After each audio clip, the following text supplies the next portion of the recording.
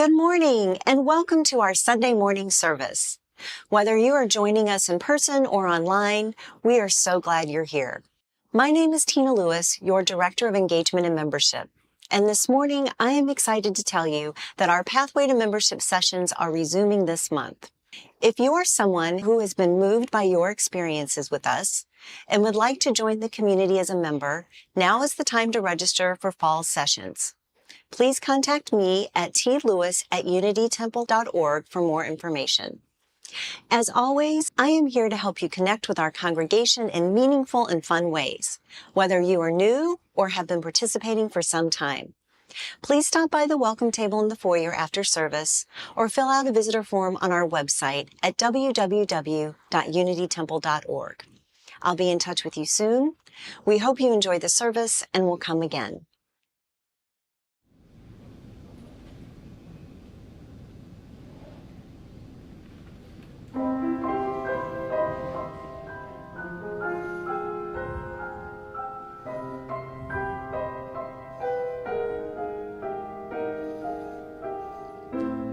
Ain't no miracle being born, people doing it every day.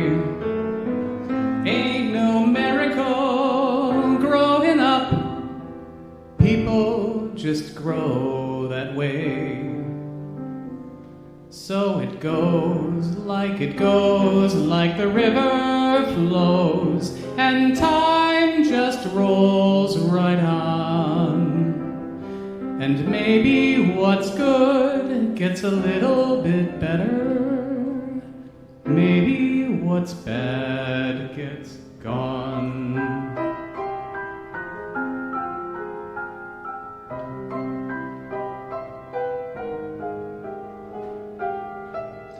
And bless the hands of the working man, he knows his soul is his. Bless the child of the working man, she knows too soon who she is. So it goes like the river flows, and time just rolls right on. And maybe what's good gets a little bit better, maybe what's bad gets gone. So it goes like the river flows, and time just goes right on. And maybe what's good gets a little bit better, and maybe what's bad gets gone.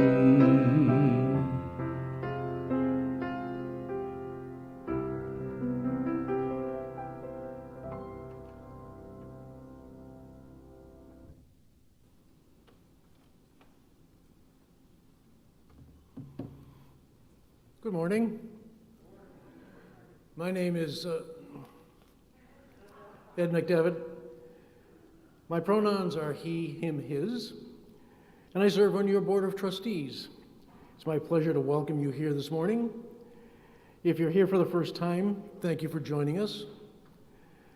We look forward to getting to know you, and we invite everyone present in the sanctuary today to join our in-person community time immediately following the service. We appreciate everyone wearing a mask over your mouth and nose during the service as a way to protect each other. If you find yourself needing a break from wearing a mask, we invite you to go out on the patio and come back when you're ready.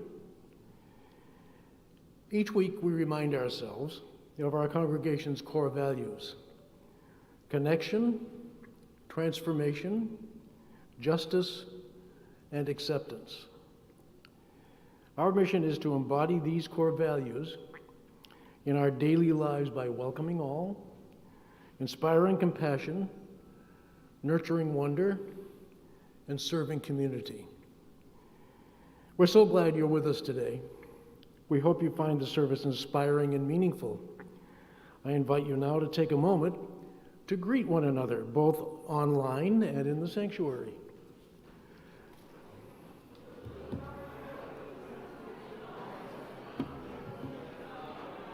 Good morning. Good morning. Good morning. Good morning. That was lovely, thank you. Good music, and the organ is perfect for today.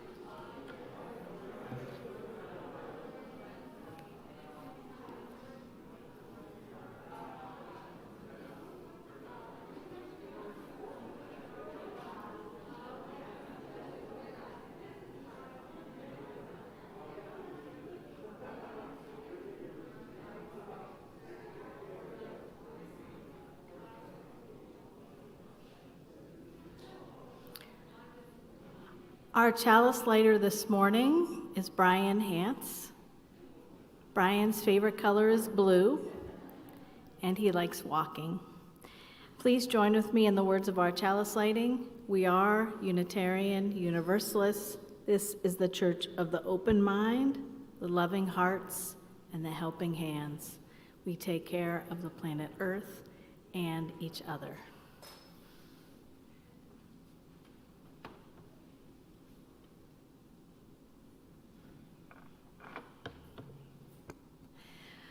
Our opening words this morning are by Louise Robeck. We come to this hour knowing it is but an hour. Yet out of all the hours in the week, this is one that is set apart, an hour that is saved, an hour that is savored. It is a time for us to recognize what gives life meaning. It is a time to honor what we value. It is a time to celebrate our lives. Let us, then, celebrate, honor, and recognize that we might fully savor this hour that we have saved. Whoever you are, wherever you are on your life's journey, and wherever you are in the world, you are welcome here. Come, let us worship together. And now I invite you to rise in body or in spirit as we join together singing song number 109 in the gray hymnal, as we come marching, marching.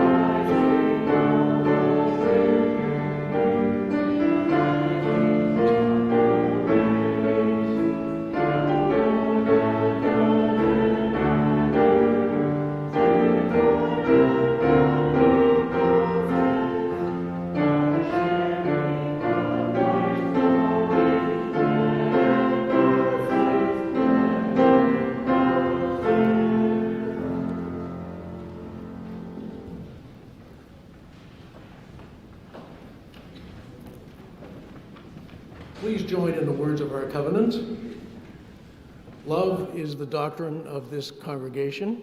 The quest for truth is its sacrament, and service is its prayer. To dwell together in peace, to seek knowledge in freedom, to serve humanity in fellowship, to the end that all souls shall grow into harmony with the divine. Thus do we covenant with each other and with God.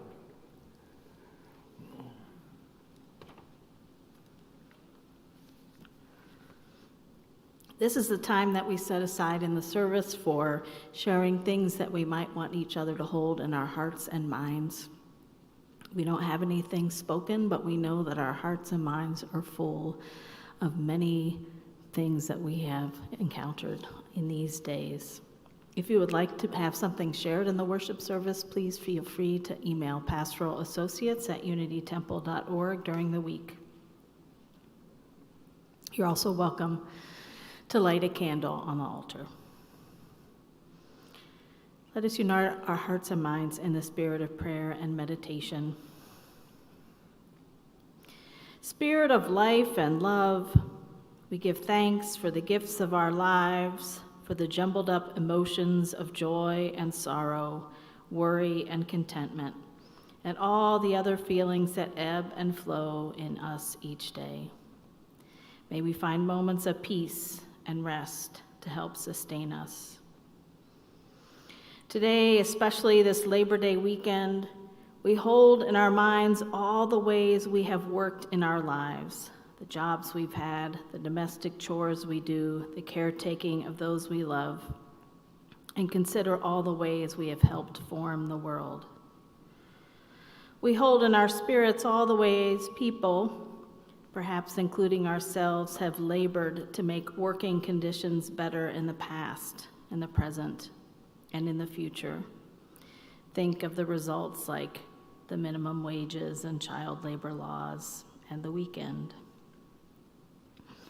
We hold in our hearts all the ways we have been helped and cared for and nourished by the work of others, whether it be compensated work or not, and reflect on the infinite gifts we have been given. May we continue to share our gifts in labor with the world. May we keep on striving towards more rights. May we know that we are held in care and love both this day and all our days. Amen. Blessed be.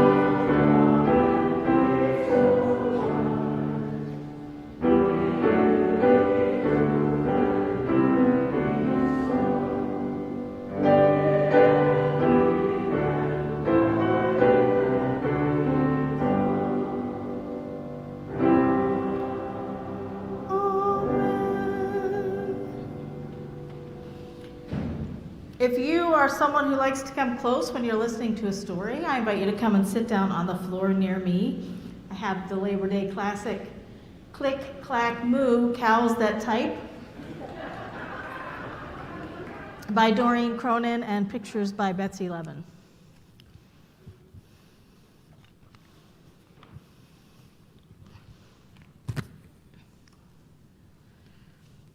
Farmer Brown has a problem. His cows like to type. All day long he hears, click, clack, moo, clickety, clack, moo. At first, he couldn't believe his ears. Cows that type? Impossible. Click, clack, moo, clickety, clack, moo. Then he couldn't believe his eyes. Dear Farmer Brown, the barn is very cold at night. We'd like some electric blankets. Sincerely, the cows. It was bad enough the cows had found the old typewriter in the barn. Now they wanted electric blankets. No way, said Farmer Brown, no electric blankets. So the cows went on strike. They left a note on the barn door. Sorry, we're closed. No milk today. No milk today, cried Farmer Brown. In the background, he heard the cows busy at work. Click, clack, moo, click, clack, moo, clickety, clack, moo. The next day, he got another note.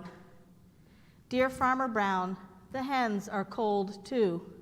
They'd like electric blankets. Sincerely, the cows. The cows were growing impatient with the farmer. They left a new note on the barn door. Closed. No milk. No eggs.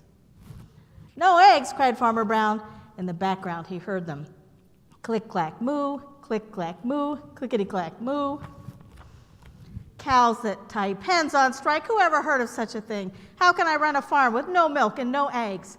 Farmer Brown was furious.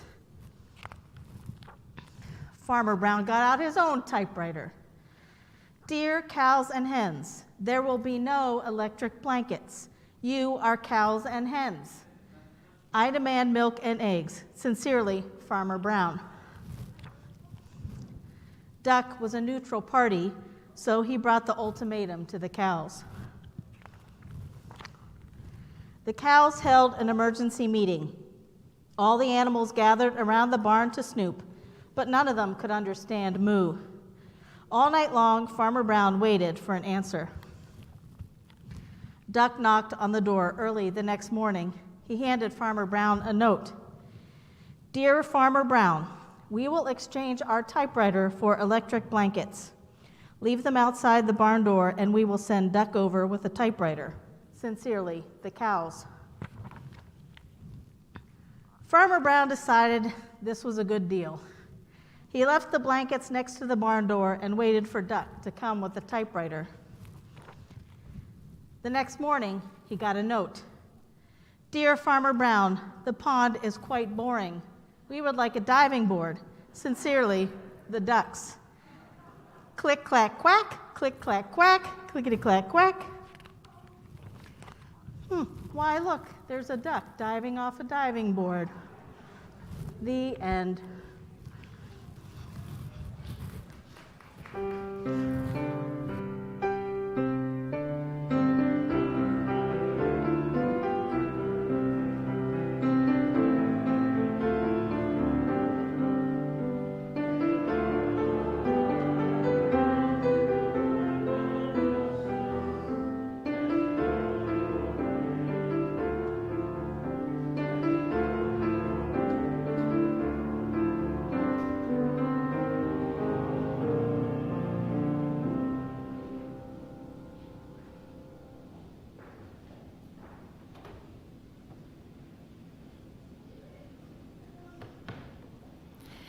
Our reading this morning is entitled, We're Mad as Hell and We're Not Going to Take This, by Daniel Gross, excerpted from Newsweek magazine. JetBlue flight attendant Stephen Slater gave new meaning to the term exit interview. Angered by the boorish behavior of a passenger, he picked up the intercom, loudly submitted his resignation, grabbed 2 beers, and slid down the escape chute. That's a true story. The same day, a front-page article in the Wall Street Journal documented the plight of employers who were shocked that people weren't interested in the jobs they were offering. The aggrieved included an Illinois company offering skilled machinists a below-market $13 per hour, and an airline in Dubai that couldn't grasp why Americans weren't rushing to take up residence in a non-democratic emirate halfway around the world for an irresistible annual wage of $30,000 a year. For people of a certain age, such anecdotes evoke something like nostalgia. It was 1976, a time of similar economic hardship, when stressed-out newscaster Howard Beale, as played by Peter Finch in the movie Network, urged his viewers to stick their heads out the window and scream, "I'm mad as hell and I'm not gonna take this anymore." 2 years later, Johnny Paycheck had a hit with the song, "Take This Job and Shove It." It may seem ironic that signs of employee dissatisfaction should emerge at a time of high unemployment, but it's hardly surprising, for the two phenomenon, the poor labor market and workers' antagonism toward employers and customers, are actually connected. Employees are sick and tired of tough conditions and crummy salaries.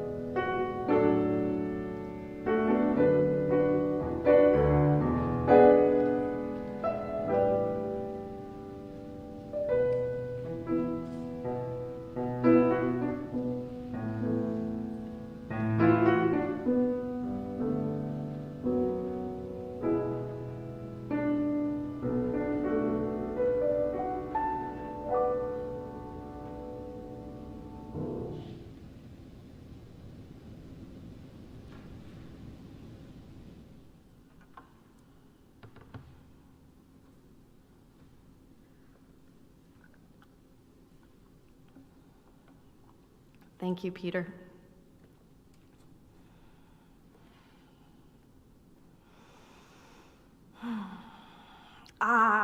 Summertime, when the living is easy.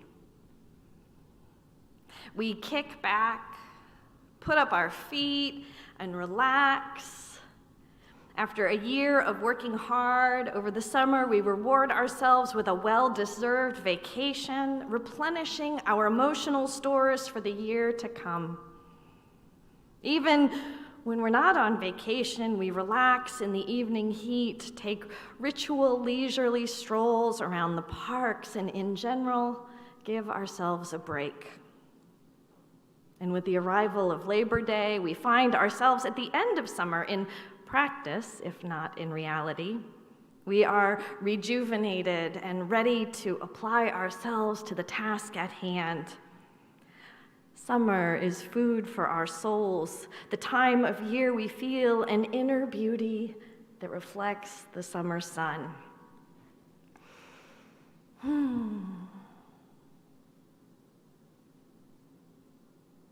What? You aren't rejuvenated? You didn't take that vacation you thought you were going to take or hoped to take because work was too busy? Or maybe you did take it, but then felt guilty for taking those 3 days off, and besides, it just wore you out and was more work when you came back? What? You say you never really walked around the parks because it was too hot, and at the end of the day, you were too darn tired? You say you find yourself more exhausted than you did even a few months ago, and that you need a break at the end of summer? If so, you're not alone. If you are exhausted rather than rejuvenated right now, you are in good company. According to recent studies, almost 40% of Americans now work more than 50 hours a week. And to reward ourselves for all that hard work, we do nothing. 26% of Americans take no vacation at all, and those who do travel in 2 to 3 day microscopic bits, nowhere near the 2 weeks that are required to cure burnout by regathering our emotional resources. Did you know that? That curing burnout means you need at least an annual vacation of a minimum of 2 weeks a year at the same time? U.S. vacations are the shortest in the industrialized world, averaging 8.1 days accrued after a year on the job, if you are lucky enough to have a job that provides vacation benefits, which many people are not. This compares to 4 to 6 weeks for Europeans. Even in China, you get 3 weeks off. And don't make the mistake of thinking U.S. workers are more productive. We aren't. We're too exhausted. And it's not just our lack of vacation that's beating us down. It extends into the work week as well.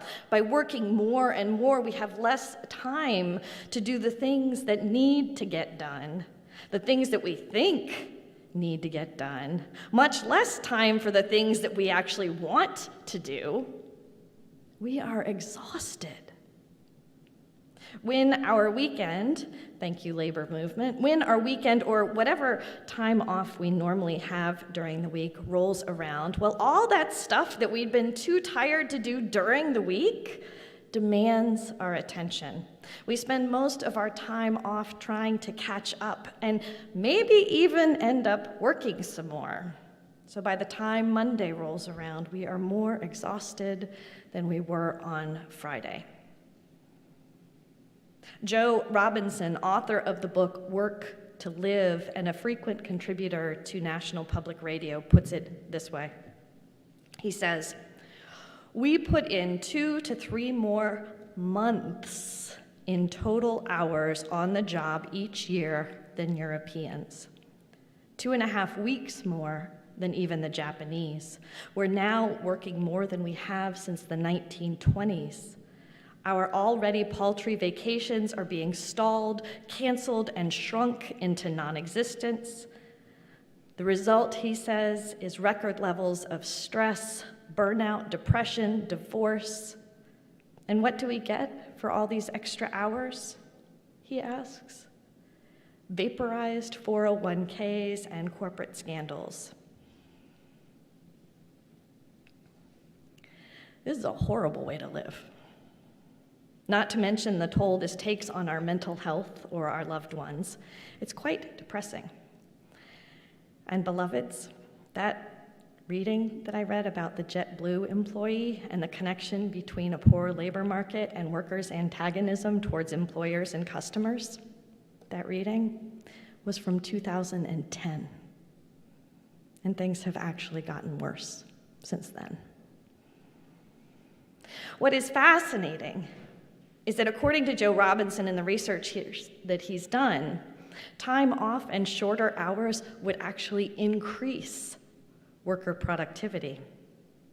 The research is clear that extreme hours don't increase efficiency, but decrease it. Excessive overtime results in downtime throughout the week. a phenomenon measured by productivity researchers since the early part of the 20th century, over 100 years ago. The reality is that productivity in the United States is down. Globally, several European countries are more productive per hour than the US is, and companies with 3-week vacation plans for employees save money with the practice because it increases employee morale and retention, because workers feel more vested in the firm and work harder as a result and are not so burned out. But nope. That ain't how we do things here in the good old US of A. So here we are, overworked, less productive, more exhausted, more dissatisfied. Is it any wonder that a record number of Americans quit their jobs in 2021 and that 2022 is looking to break that record? The Great Resignation indeed. On the national holiday of Labor Day, it is fitting to take a look at the American work ethic, or as I've heard it called, the American overwork ethic. Though there is debate over who first recommended a Labor Day, the first governmental recognition of Labor Day came through municipal ordinances passed during 1885 and 1886. As Samuel Gompers, who was the founder and longtime president of the American Federation of Labor, as he pointed out in the early 20th century, and this is a quote from the language of his time, he said, "Labor Day differs in every essential way from the other holidays of the year. All other holidays are, in a more or less degree, connected with conflicts and battles of man's prowess over man, of strife and discord, for greed and power, of glories achieved by one nation over another. Labor Day," he said, "is devoted to no man, living or dead, to no sect, race, or nation." Put this way, Labor Day seems like such a noble holiday. But I disagree that Labor Day doesn't have to do with a conflict of battles of man's prowess over man.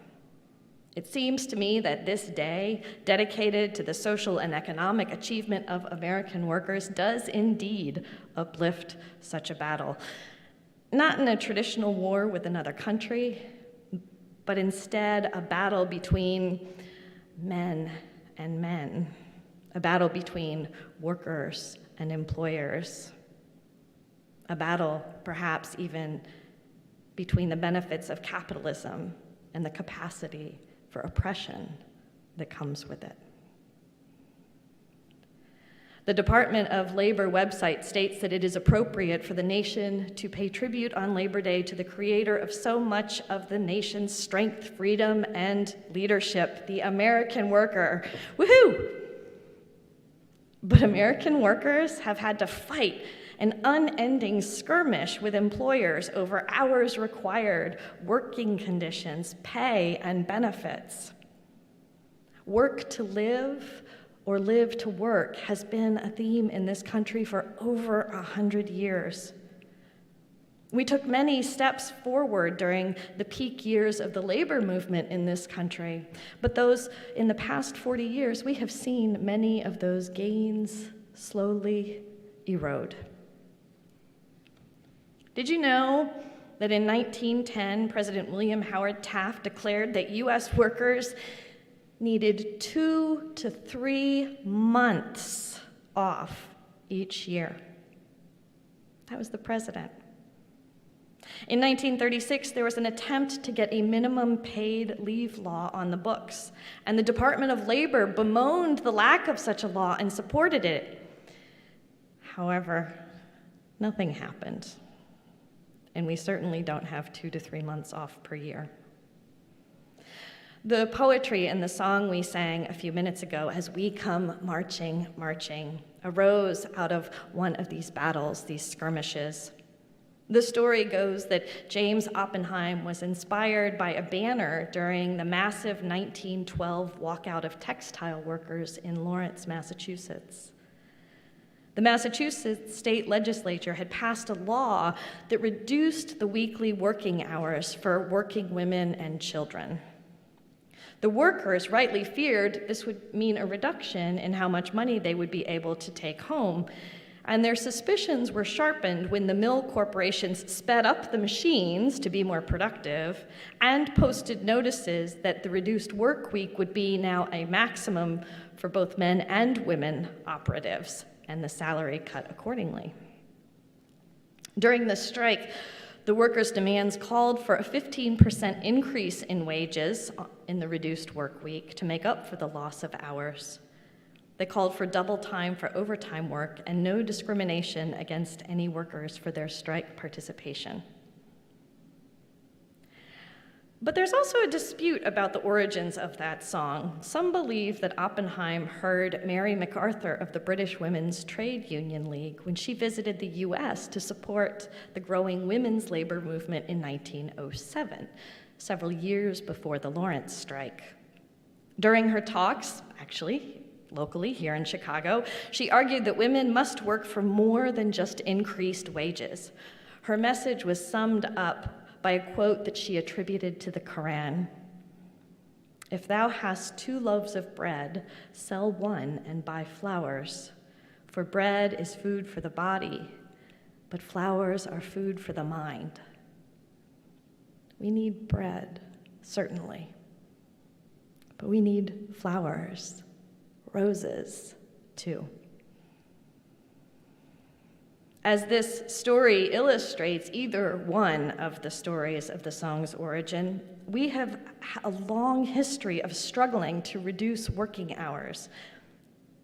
But today, the average middle-income family now works more than 4 months more in working hours each year than they did in 1979. So for those of you whose primary working years may have been around 1979, imagine the families now putting in more than 4 months of hours in work time each year. This is hurting us, and we need to stop it. And indeed, people are stopping it, not only through the Great Resignation, but through a phenomenon that the media has termed quiet quitting. Have you heard of that term? It's been everywhere, right? If you've been confused about this term and what it means, though, you are not alone. Quiet quitting actually has nothing to do with quitting. The idea is that you just do what you're paid to do, and nothing more. You do what is in your contract, and that is it. You don't work extra hours, you don't go above and beyond, you take your allotted time off, and you take every one of your breaks. If you have regular hours, you put them in, and at the end of the day, you stop. No more work emails, no more phone calls. So quiet quitting is really just explicitly not overworking. It is understanding that we work to live, not live to work. It is about boundaries and finding a balance. And interestingly enough, quiet quitting is actually a new name for a tactic from the labor movement called work to rule. Considered less disruptive than strikes or lockouts, work to rule has been used in many industries to improve working conditions. Some examples of successful work to rule actions include nurses refusing to answer telephones, or teachers refusing to work for free at night or on the weekends or on holidays. It is not surprising that American workers are engaging in this behavior, both individually and collectively. After years of decline, the U.S. labor movement is experiencing a resurgence, with workers increasingly organizing and union membership growing. An August 2021 Gallup poll found support for labor unions at their highest point since 1965, with 68% support in the United States. But by relabeling work to rule as quiet quitting, you see what it does there? The media is doing US workers a disservice because where work to rule says we are following the rules. Quiet quitting makes it sound like the workers are doing something unethical. It blames the workers because in our culture, going above and beyond is expected. Again, the average middle-income family now works more than 4 months more in total hours each year than they did in 1979. This is not sustainable. And thankfully, in large part due to the pandemic, people are saying enough. We need bread, certainly, but we need roses too. We need food for our body and food for our minds. And we need to be able to work in places that recognize our humanity. We need to be able to afford food for our bodies and to take time off, to have regular time for play, for our hobbies, not just for chores. We need the ability to take vacations that are restful and rejuvenating and longer than 3 to 4 days. We need to have time to do more than just collapse when we get home from work. We need to have free time to explore our non-work interests, to live the stuff of life that we are all too often too exhausted for now.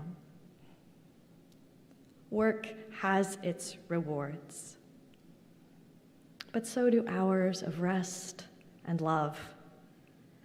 Until there is a balance between these, until our actions in regards to work match our priorities of family, friends, and life, we must continue to sing bread and roses, bread and roses.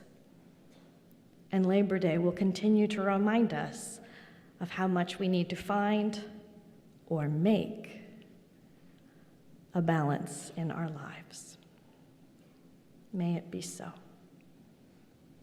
Blessed be.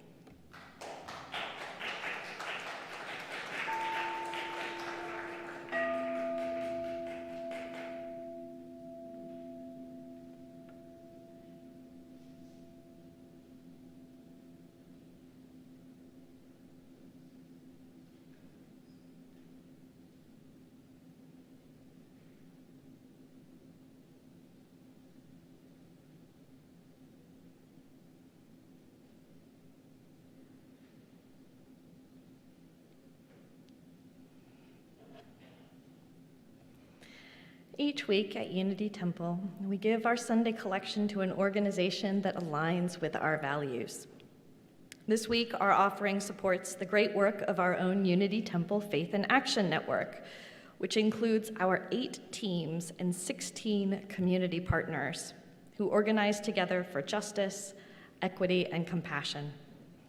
Together, our congregation is serving people who are unhoused and food insecure, writing letters for people living in prison, working to protect our democracy, and organizing with our community partners to do all that we can to bend the moral arc of our universe toward LGBTQ+, gender and reproductive justice, immigration, climate, racial, and transformative justice.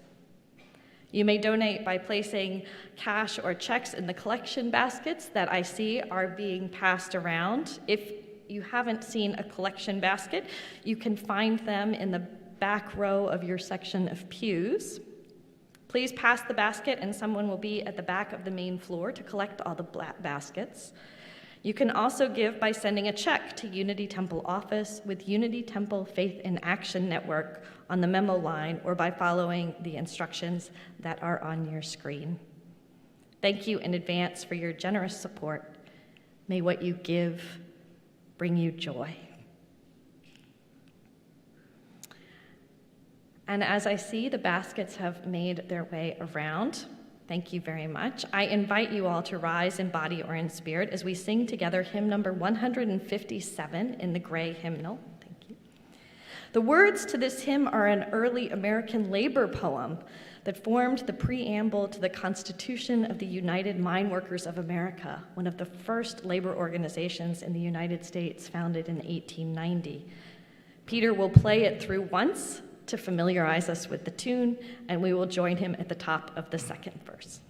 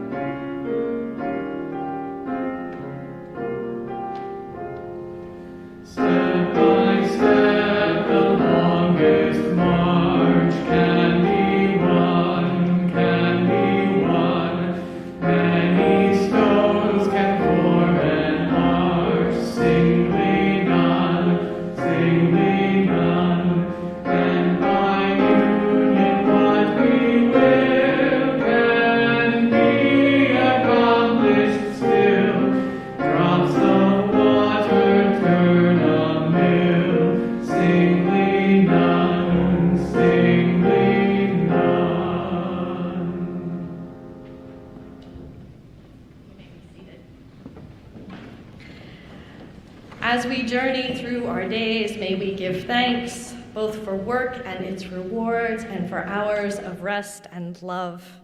And may we always remember and honor our human need for both bread and for roses.